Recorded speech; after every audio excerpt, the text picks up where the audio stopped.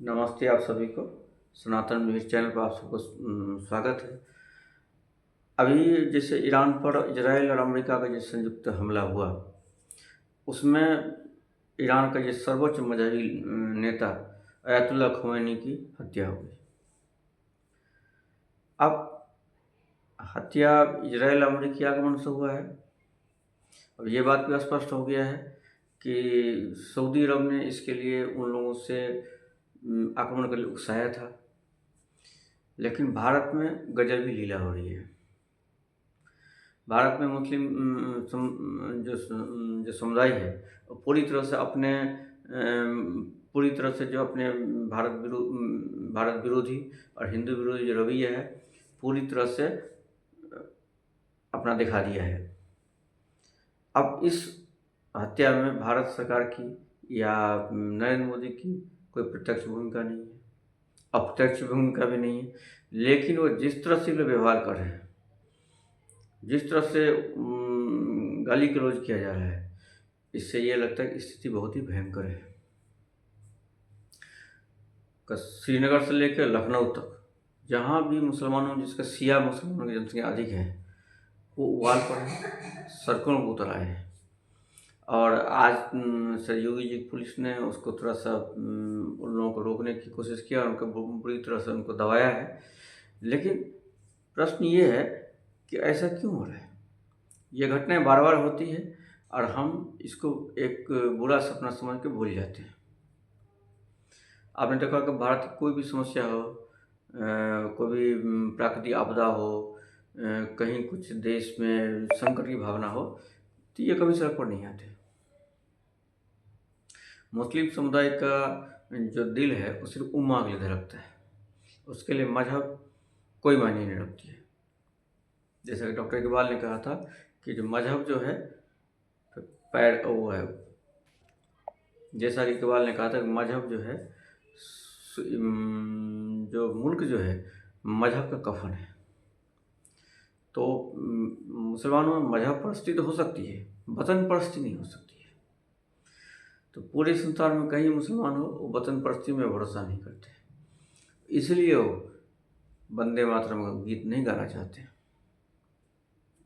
कई लोगों को ये भी शक हो जाता है कि ये जो चूँकि शिया है थोड़ा सा अच्छा होता है, सुन्नी उतना अच्छा नहीं होता, लेकिन ऐसा नहीं है।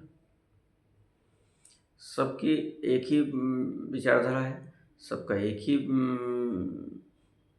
विश्वास है और उसी विश्वास के हिसाब से वो व्यवहार करते हैं। अब आपने देखा होगा कि टीवी चैनलों पर, आपने देखा होगा यूट्यूब पर देखा होगा कि जिस तरह से मुसलमानों को, विशेष शिया मुसलमानों का व्यवहार है, खासकर उनकी ख़वातीनों का, किस तरह से इस्लाम के मुल्ला शाही ने, ईरान के मुल्ला शाही ने किस तरह से वहाँ के लड़कियों महिलाओं पर अत्याचार किए थे, किस तरह से उनको कैसे कैसे उनको किस तरह से टॉर्चर किया जाता था। और माने वो घर से नहीं निकल सकती थी, बुर्के में निकलना है। और कई तो ये केसेज भी आए हैं कि उनको जेल जाने से पहले उनका बलात्कार किया गया ताकि वो जन्नत में जा सके।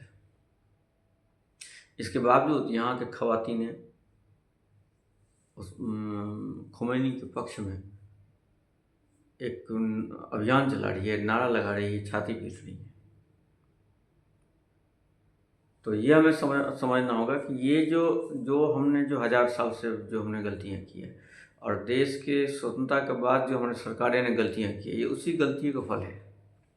हम अपने अतीत से नहीं सीखते, हम वर्तमान से भी नहीं सीखते और भविष्य के बारे में कोई चिंता नहीं करते, और इसीलिए आज ये दुर्दशा हो गई है। जिस तरह से बातें करते हैं, जिस तरह से ये सड़कों पर उतर कर नारे लगाते हैं, उससे पता चलता है कि इनके मन में हमारे प्रति क्या भावना है। अभी आपने देखा कि बांग्लादेश में किस तरह से हिंदुओं पर अत्याचार हुए, पाकिस्तान में होते ही रहते हैं, अफगानिस्तान के तालिबान राज में क्या होते हैं सब जानते हैं, लेकिन कभी भी इनके मुंह से उनके बारे में कोई एक शब्द नहीं निकलता है। इनकी सारी बातें ईरान के मुल्ला शाही, और उन्होंने क्या क्या काम किया, क्या क्या अत्याचार किया, क्या क्या गलतियाँ की, उस पर कोई चर्चा नहीं करते हैं लोग। तो ये वो अपने लक्ष्य में, अपनी विचारधारा में वो एकदम अडिग है, अटल है। मौलाना अबुल कलाम आज़ाद बहुत कम उम्र में संपादक बन गए थे। उनकी जो पत्रिका थी अल हिलाल थी अरबी में। उन्होंने उनसे किसी ने प्रश्न किया था कि मौलाना साहब, हमें कांग्रेस के पक्ष में जाना चाहिए कि मुस्लिम लीग के पक्ष में जाना चाहिए? तो मौलाना आज़ाद ने कहा था कि इस्लाम अल्लाह की पार्टी है, जो इस मार्ग से इधर उधर जाता है वो काफिर है। तो इस्लाम अल्लाह की पार्टी है, जिसे हिजबुल्लाह कहते हैं। तो आप समझ सकते हैं कि मुसलमान किसी पार्टी में हो, सिर्फ इस्लाम की बात करता है, और किसी पार्टी के पक्ष में बात नहीं करता, वो सिर्फ इस्लाम की पार्टी है। लेकिन हिंदू किसी पार्टी में रहता है, वो सिर्फ उस पार्टी की बात करता है और हमेशा हिंदू विरोधी बातें करता रहता है, फालतू की बात करते रहते हैं। हिंदू नेताओं से मुंह से निकलते हैं, वो कभी भी हिंदू हित की बात नहीं करते। तो यहाँ बेमेल सा संबंध है। कभी भी जो अभी जैसे कोई भी 26/11 का जैसे हमला हुआ, आपने कभी मुसलमान से निंदा करते नहीं सुना होगा। कभी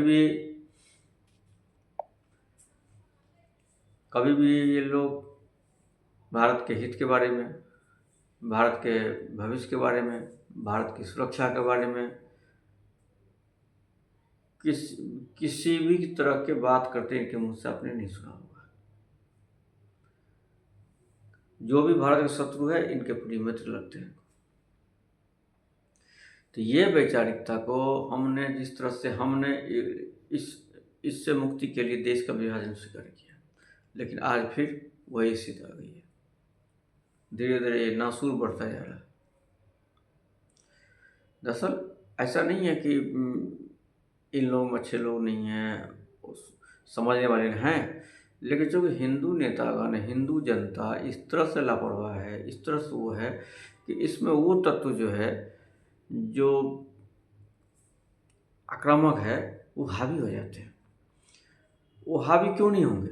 क्योंकि हिंदुओं के साइड से, हिंदुओं के पक्ष से कोई ऐसी बात नहीं हो रही है कि जिससे ऐसा लगा कि उनके अंदर भी जो उदारवादी तत्व है उनको बल मिले। आपको याद होगा कि जो शिया वक्फ बोर्ड के जो चेयरमैन रहे थे, रिजवी साहब, जो बाद में हिंदू बने, उसको किस तरह से जेल भेज दिया गया था, कैसे उनके साथ व्यवहार हुआ। अभी सलीम बास्ती का उदाहरण आपके सामने है। तो ये लोग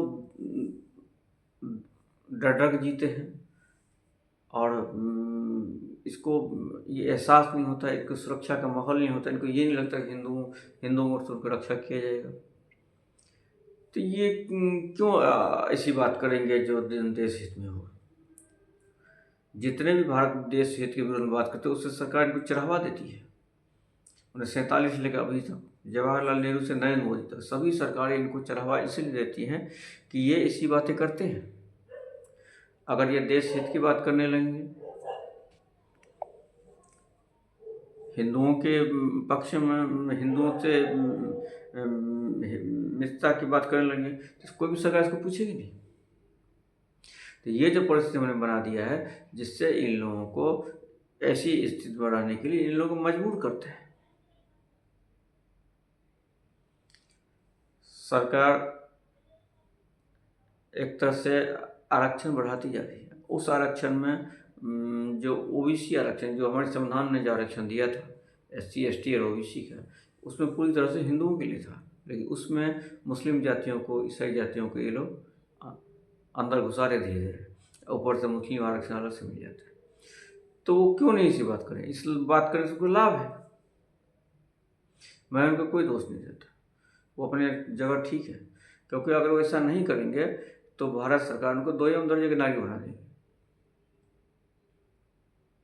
क्योंकि वो उनके इन बात करने से सरकार भी दबती है, सरकार उनके पक्ष में उनकी बात भी सुनती है और सरकार उनके साथ खड़ा रहती है।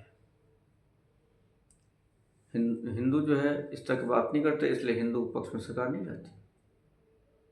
ये तो हिंदू को सोचना चाहिए कि हमें अपने बात करने के लिए, अपने लक्ष्य के बारे में या अपने आत्मरक्षा के लिए, अपनी सहायता के लिए, अपने बच्चों के भविष्य के लिए क्या करना है, वो तो हिंदुओं को सोचना है। वो तो सोचते नहीं। अभी इसलिए आज जो हो रहा है, आज जो परिस्थिति आप देख रहे हैं, वो परिस्थिति इसी का परिणाम है।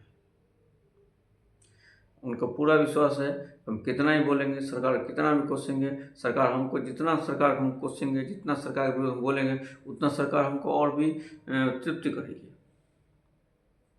इसलिए ऐसा बोलते हैं।